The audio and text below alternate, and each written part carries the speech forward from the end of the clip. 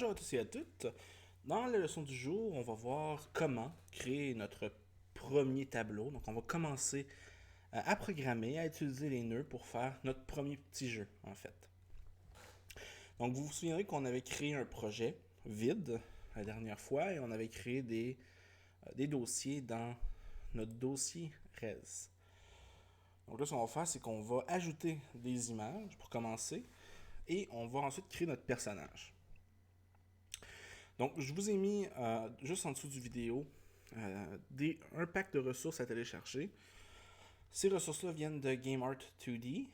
Donc, si vous voulez le pack entier, il va être là. Là, j'ai juste pris certaines ressources pour le bénéfice de la présente leçon. Vous allez avoir donc tous ces sprites-là, ces images-là, donc 26 images. Et là, je les aurais dézippées, parce que vous allez avoir un fichier zip à la base. Ce qu'on va faire pour les mettre dans notre projet, c'est qu'on va venir cliquer sur Res avec le clic droit et on va venir cliquer sur Ouvrir dans le gestionnaire de fichiers. Ça, ce que ça va faire, c'est que ça va l'ouvrir dans l'explorateur Windows et on va pouvoir voir facilement l'ensemble de nos fichiers. Dans notre cas, on veut importer des images, donc on va importer tout notre contenu dans le dossier images. Donc, je vais venir ici chercher mes images, copier, coller. Et là, on va patienter.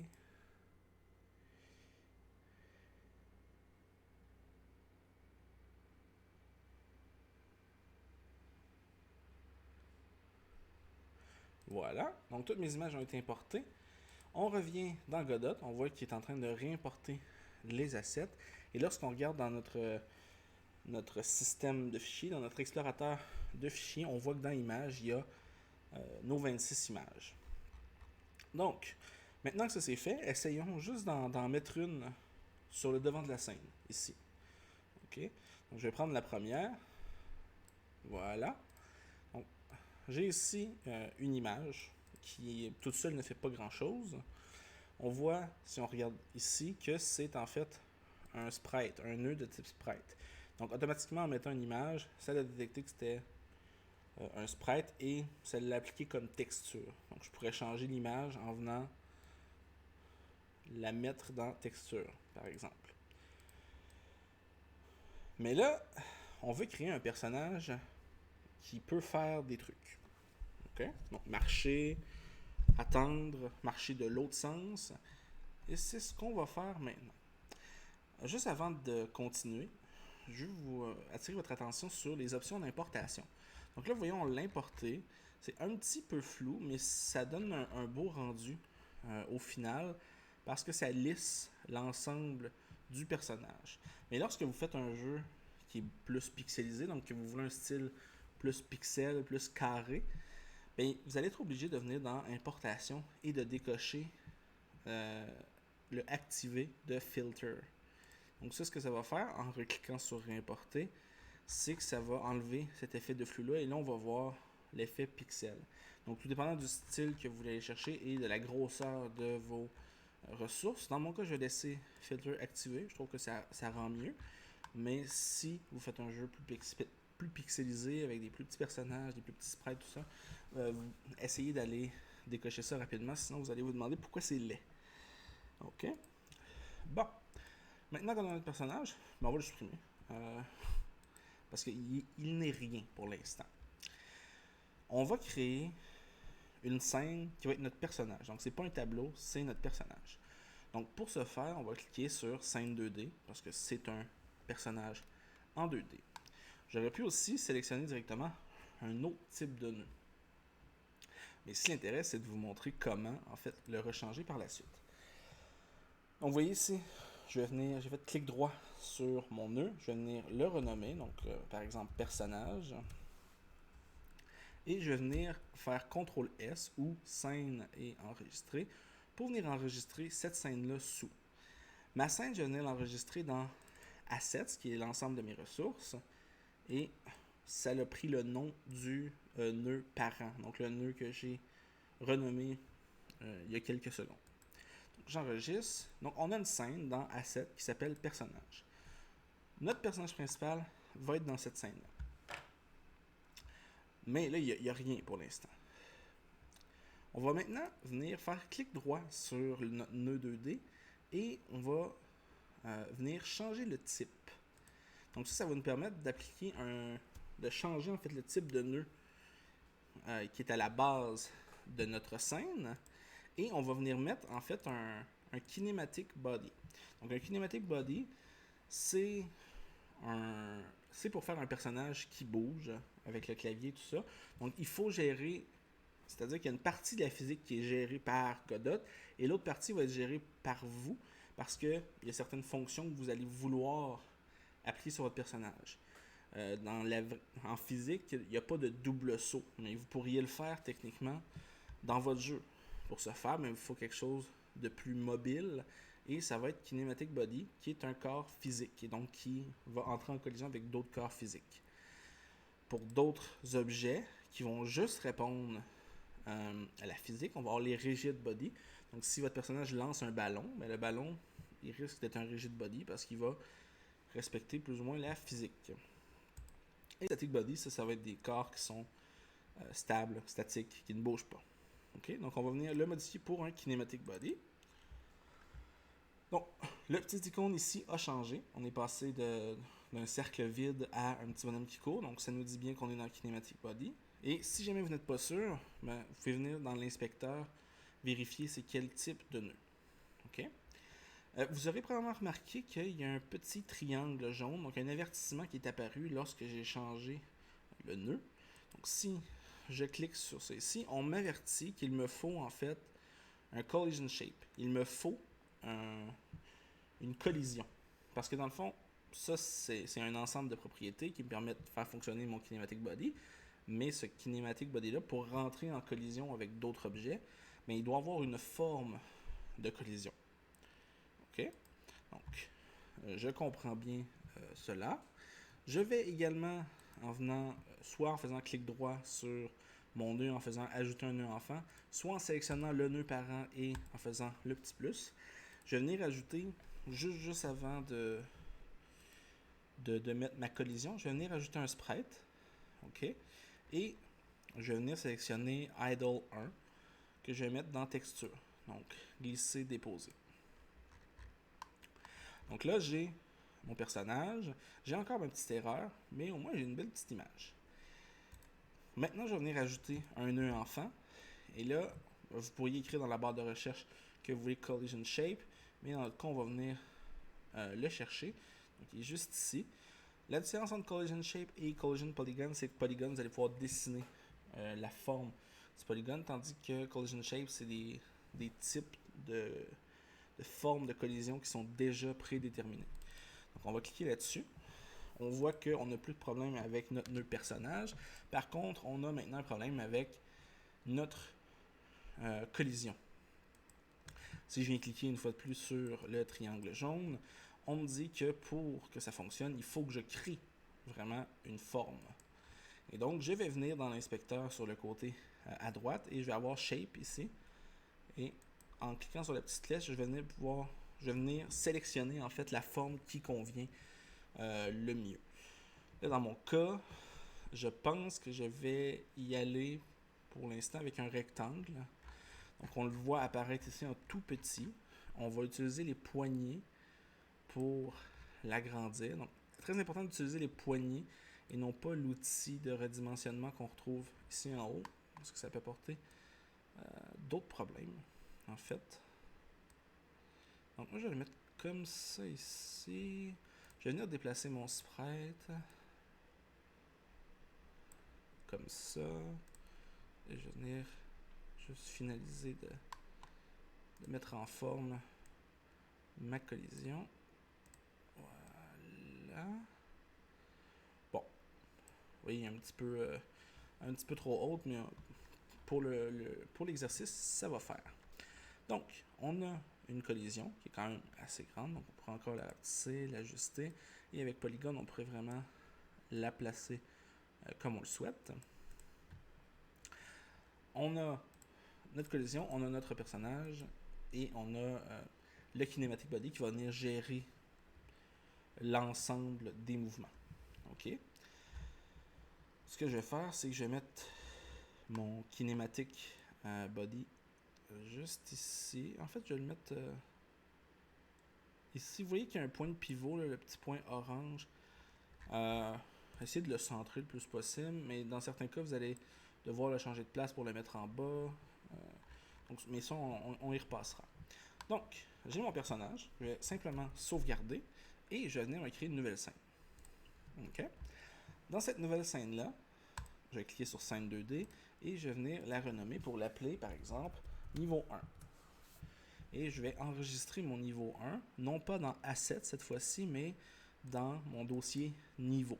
Donc, niveau 1 est enregistré. Donc, maintenant que niveau 1 est enregistré, c'est là-dedans que je vais construire l'ensemble de mon niveau. Dans mon niveau, normalement, je devrais avoir mon personnage. Ça semble être une chose très logique, en fait. Donc, pour ajouter mon personnage, je vais venir cliquer. En fait, je pourrais venir le sélectionner ici dans les assets et le rajouter. Mais pour le faire mieux, je vais instancier un fichier scène comme un nœud. Et donc, on va ajouter une scène comme si c'était un nœud. Donc, je clique sur cette petite chaîne-là et je viens sélectionner personnage. Vous voyez, il apparaît tout de suite et on voit que c'est un nœud, que c'est une scène plutôt, excusez, grâce au clapet qui apparaît juste ici. Donc, mon personnage est dans notre niveau 1. Si je voulais, je pourrais importer plusieurs personnages. Là, je l'ai mis en enfant de personnage, toujours s'assurer qu'on est sur le bon lieu, mais je pourrais avoir plusieurs ennemis, plusieurs personnages, et tous ces instances-là ont en fait les mêmes caractéristiques. Donc, si je programme un monstre, ensuite je peux dupliquer ces monstres-là, les instancier à nouveau, et ils vont avoir les mêmes types de comportements, la même logique. Donc là, ici, j'ai pas besoin de 2 personnages, je vais le supprimer. Par défaut, dans les scènes 2D, il y a un, j'espère que c'est visible à l'écran, mais il y a un petit rectangle qui est un bleu mauve. Okay. Ça, c'est la vue de base de lorsqu'on lance une scène. Okay. Ça, on peut changer ça en utilisant des caméras, entre autres, mais c'est la vue de base. En attendant, pour rentrer, pour pas faire ça trop complexe, je vais simplement déplacer notre personnage en utilisant le mode de déplacement, W, et je vais venir le placer à l'intérieur de ça, dans le centre. Okay. Donc, j'ai sauvegardé, on a notre niveau 1 avec à l'intérieur notre personnage. Si je veux modifier personnage, je peux à tout moment cliquer sur le clapet et ouvrir la scène du personnage pour venir apporter des modifications. Là, on va lancer la scène. En fait, vous allez voir en haut ici, vous allez avoir 2 boutons qui vont vous intéresser. Le bouton Play, qui semble être l'option la plus logique, va vous permettre de lancer le jeu. Donc, il va y avoir une scène de base qui risque d'être votre menu principal, et ça va lancer cette scène-là. Okay? Donc, ça, c'est vraiment pour quand votre jeu est un petit peu plus avancé, tout ça. Vous avez un menu principal, et le menu principal vous envoie vers d'autres scènes. Dans notre cas, on va vouloir tester chacune des scènes séparément, et donc, on va cliquer sur le deuxième, qui est le clapet avec... donc, le clap avec un bouton play pour jouer seulement la scène. Donc, si je suis ici, on va jouer niveau 1. Et si je suis ici, on va jouer personnage. Donc, si je l'essaye, par exemple, dans personnage, on voit que j'ai un quart du personnage. Pourquoi? Parce que j'ai seulement cette partie-là ici qui est à l'intérieur du cadre bleu-mauve dont j'ai parlé tantôt.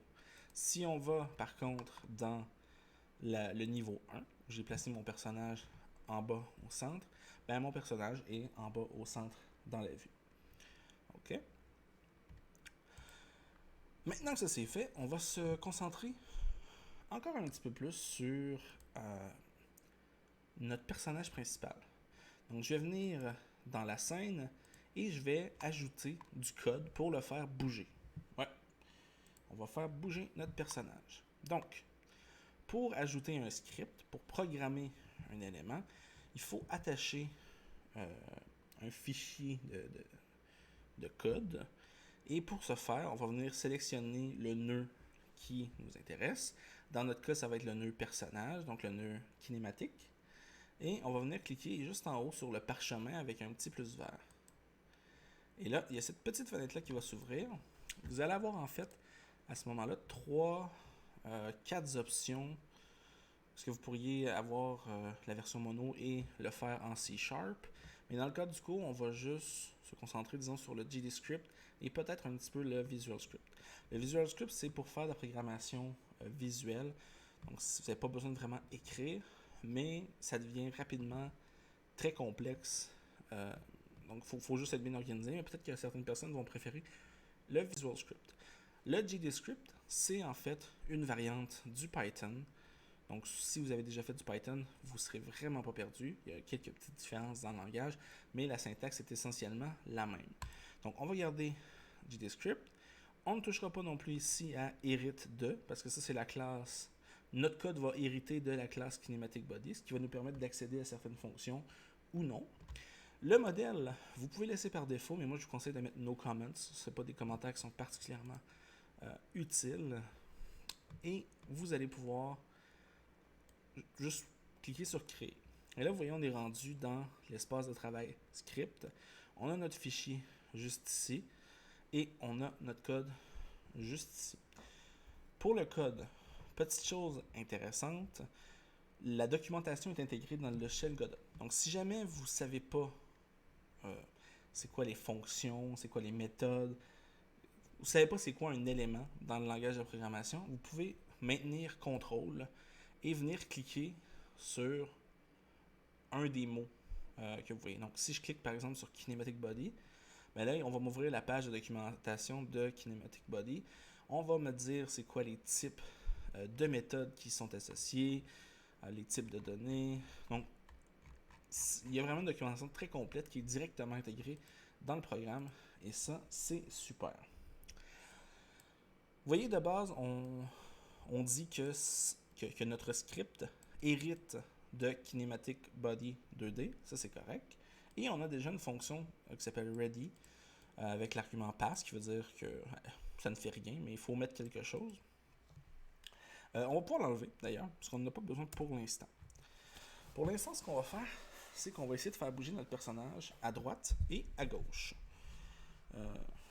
Donc, pour ce faire, je vais mettre certains éléments et vous allez comprendre au fur et à mesure qu'on avance.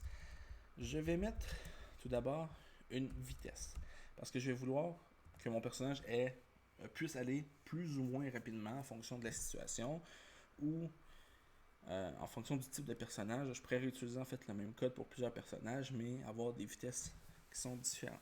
Donc là, moi j'ai mis 200, c'est très arbitraire. Peut-être que je trouve que c'est trop lent, peut-être que je trouve que c'est trop rapide. On le rechangera par la suite. Ensuite, on va y aller avec une autre variable. Donc là, vous voyez, pour créer une variable, en fait, et là, je ne sais pas si j'ai besoin d'expliquer le concept de variable, mais une variable, c'est un conteneur qui contient une valeur. Okay? Donc, la vitesse égale à 200. Donc, je peux utiliser le mot vitesse. En fait, c'est exactement comme de l'algèbre. Donc, à la place de x et y, ou z et n, on va avoir vitesse, qui est une lettre lorsqu'on faisait de l'algèbre au secondaire. Vers direction égale à vecteur 2. Donc, ça, c'est pas très intuitif, mais en fait, on crée un vecteur, donc en quelque sorte une coordonnée, okay, en x et en y. C'est le mieux en fait que je peux faire pour l'explication ici. Par la suite, on va ajouter une fonction. Okay? Donc, on a enlevé la fonction ready parce que nous, avec le kinematic body, on a une autre fonction qui est utile et qui s'appelle physicsProcess. Ça, c'est une fonction qui est déjà intégrée dans Godot et qui est déjà intégrée dans la classe kinematicBody. Donc, moi, je vais venir la mettre. Et là, vous aviez peut-être vu, quand j'ai fait Enter, il y a une indentation qui s'est faite ici. Vous pouvez la faire avec le bouton Tab. Mais pour montrer dans le fond que ce que je vais écrire fait partie de cette fonction-là, c'est très important d'avoir l'indentation. Parce que ça ici, ça ne fait pas partie de la fonction. Ça ici, ça fait partie de la fonction. Les fonctions, au lieu d'être def comme en Python, ça va être func, le nom de la fonction, les variables, et 2 points, ça c'est pareil comme en Python, et on garde l'indentation. Donc là, par exemple, je vais venir, juste pour qu'à chaque fois, on recrée notre vecteur 2. Ensuite, en fait, c'est exactement comme du Python, c'est juste que les mots vont changer. Là, ici, je vais faire une condition, donc je vais vouloir vérifier si on pèse sur un bouton ou non. OK?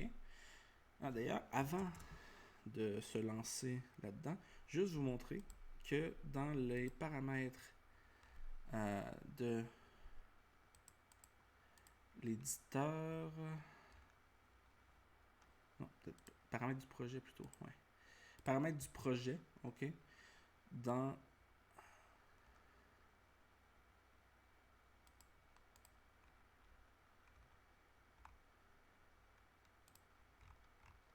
ça sera pas bien long.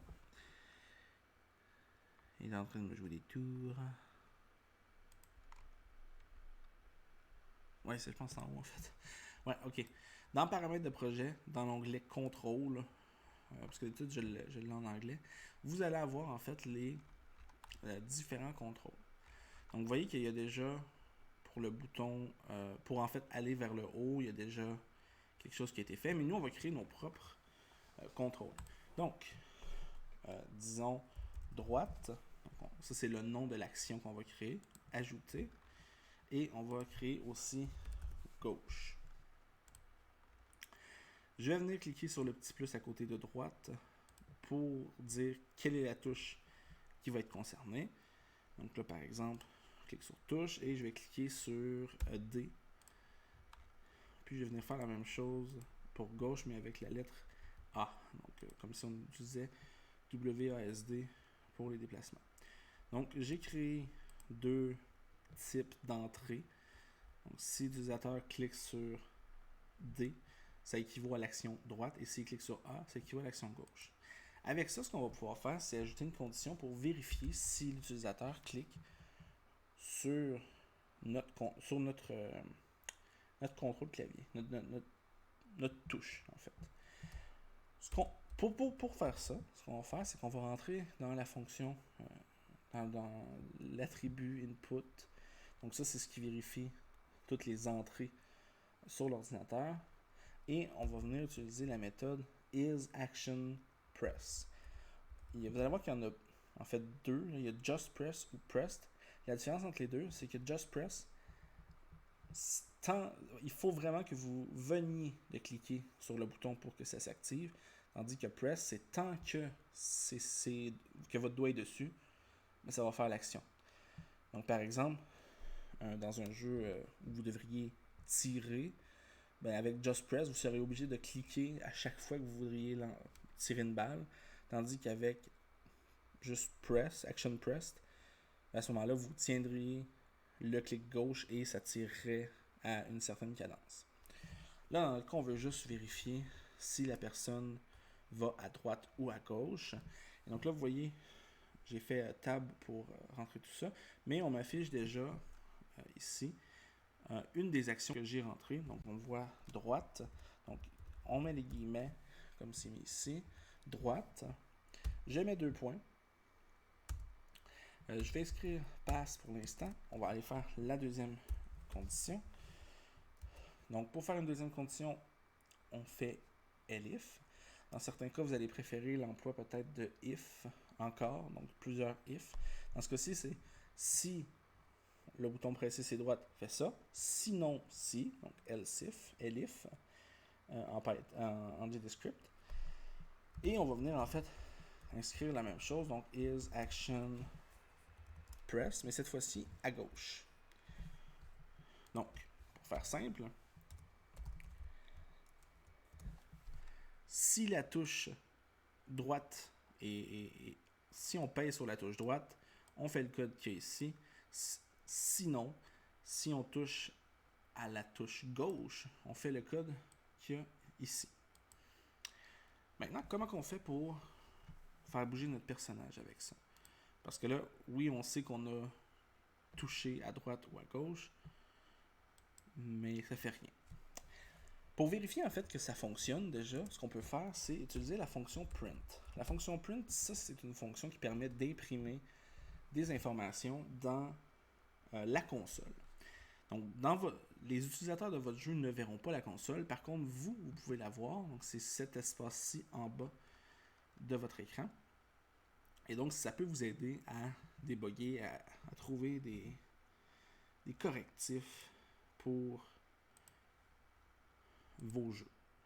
Donc, je vais venir inscrire ici, entre guillemets, droite. Je vais venir copier ça ici. En fait, je vais me pouvoir enlever le pass parce que ça n'a plus de sens. Et je vais venir ici mettre gauche. Donc, ce qui va se passer, c'est que si je pèse sur D, donc l'action droite, ça va m'écrire droite ici, tandis que si je fais gauche, ça va m'écrire gauche. Donc, on va tout simplement l'essayer. On va lancer la scène. Donc, je ne suis pas dans la scène en ce moment. Bon, je clique. Vous voyez, on voit ici apparaître en fonction de si je clique sur gauche ou droite, donc sur A ou D, dans quelle direction je vais. Et on voit que plus je le tiens longtemps, plus il y a un nombre important de gauche ou de droite qui apparaît. Parce que c'est is action press et non just press. Donc ça le fait à toutes les fois et le taux de rafraîchissement est très rapide. Donc, maintenant qu'on sait que ça fonctionne, on va pas passer aux choses sérieuses. Si on va à droite, ça veut dire que la direction sur l'axe des X, donc direction.x, vecteur 2 nous a créé tantôt deux variables, donc la variable X et la variable Y. Donc direction.x plus égale 1. Là, pour ceux qui se demandent ce que c'est plus égale 1, c'est la même chose que direction.x égale à direction.x plus 1. OK? Donc, on prend la valeur actuelle de direction.x et on lui ajoute 1. Donc, c'est direction plus x plus 1 qui égale le nouveau direction.x. J'ai dit plus, mais c'est point. Donc, direction.x plus égale 1. OK? Ce qui voudrait dire logiquement que ici, ça serait moins. Donc, moins 1. Et là, si on lance le logiciel, il ne se passe rien. Parce que ça, dans le fond, ça nous donne un sens. Mais ça ne fait pas bouger le personnage pour autant. Pour faire bouger le personnage, on va utiliser une autre fonction qui s'appelle Move and Collide. Vous pourriez aussi utiliser Move and Slide, ça dépend.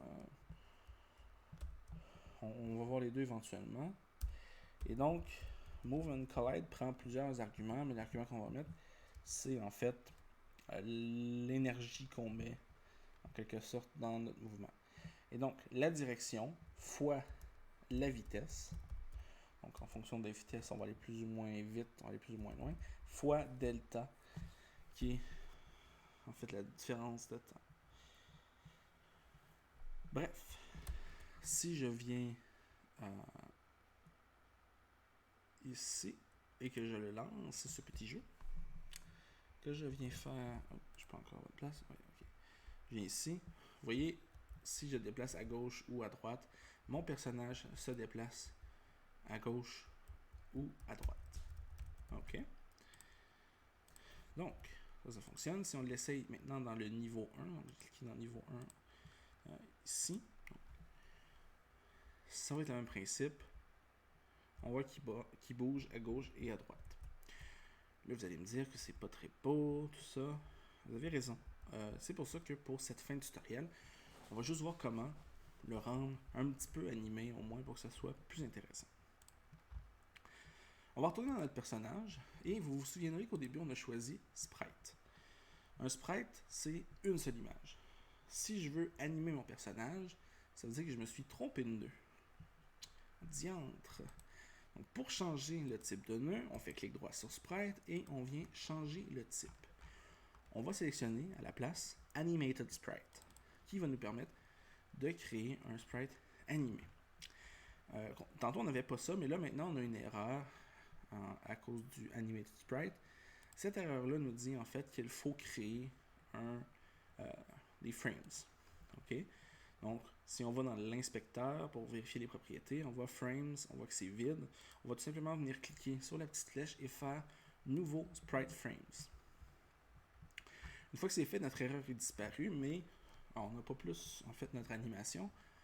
Ce qu'on va venir faire, c'est qu'on va juste cliquer sur Sprite Frame et ça va venir nous ouvrir ça ici qui nous permet de faire nos animations image par image.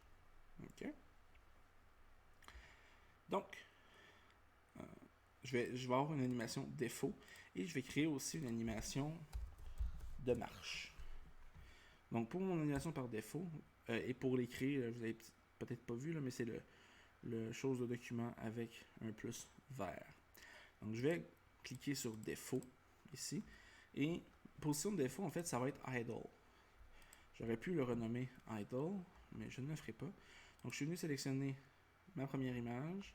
Je maintiens Shift ou Maj pour venir prendre tout ce qui se trouve entre les deux. Et je vais pouvoir venir simplement draguer mes images. Donc là, on voit que mes différentes images sont apparues. Pourquoi il n'y a rien apparu ici? Tout simplement parce que dans mon Animated Sprite, l'animation qui est présentement sélectionnée, c'est marche. Mais dans le cas, on veut défaut. Voilà. Et on va maintenant l'essayer en faisant playing. Donc on va cliquer sur... On va activer en fait. Et là, vous voyez, c'est très très lent. C'est décourageant.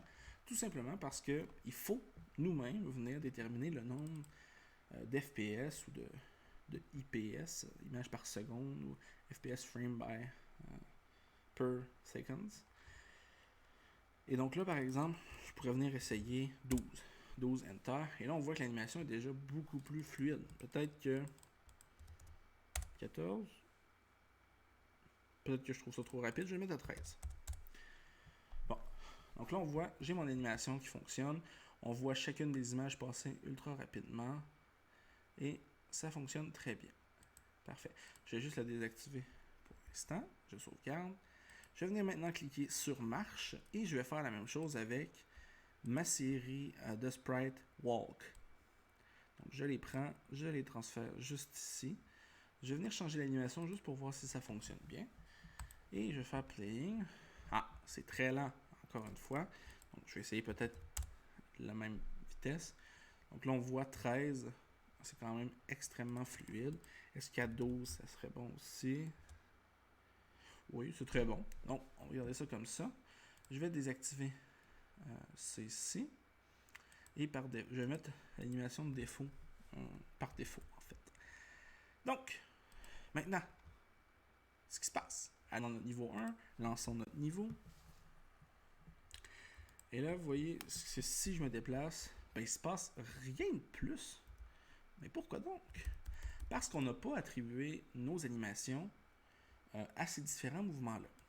Donc, si je retourne dans le code, lorsque je clique sur droite, j'indique dans quelle direction ça va, mais l'autre chose que j'aimerais faire, c'est indiquer quelle animation je veux qu'il y ait. OK? Pour faire ça, on peut venir sélectionner un nœud. Donc, moi, je sais que mon animation, c'est le nœud sprite qu'on trouve ici. Et donc, je vais venir faire le signe de dollar et sprite. Ça veut dire que je vise ce nœud-là en particulier. Point play. Donc, play étant une fonction de base de Animated Sprite. Donc, je vais pouvoir venir l'utiliser et je vais pouvoir marquer le nom de l'animation que je veux prendre. Donc, dans ce cas-ci, marche. Et en fait, je vais avoir la même chose si je vais à gauche. OK? Donc, on va réessayer à nouveau. Donc, je clique. Et là, vous voyez, en fait, que j'aille à gauche ou à droite, mon personnage de 1 va dans la même direction. Et lorsque j'arrête de toucher à mon clavier, le personnage continue de marcher. C'est pas ce qu'on veut. En réalité, c'est parce qu'on a oublié, dans mon cas, par exprès, là, mais on a oublié de mettre ce qui se passe si on ne clique ni à droite ni à gauche. Donc, on va rajouter cette condition-là qui serait else. Donc, sinon, si rien de ce qu'on a testé auparavant ne fonctionne, ben, la chose qu'on va pouvoir faire, c'est venir changer l'animation et faire jouer notre animation par défaut. OK? Deuxième chose, vous aurez remarqué que j'ai une seule animation de marche pour mon personnage. Alors, comment je fais pour que lorsque je marche vers la droite, mon personnage regarde vers la droite et que quand je marche vers la gauche, il regarde vers la gauche? En fait, on peut tout simplement utiliser la même animation, mais on va pouvoir la flipper. Donc, la retourner miroir, en quelque sorte.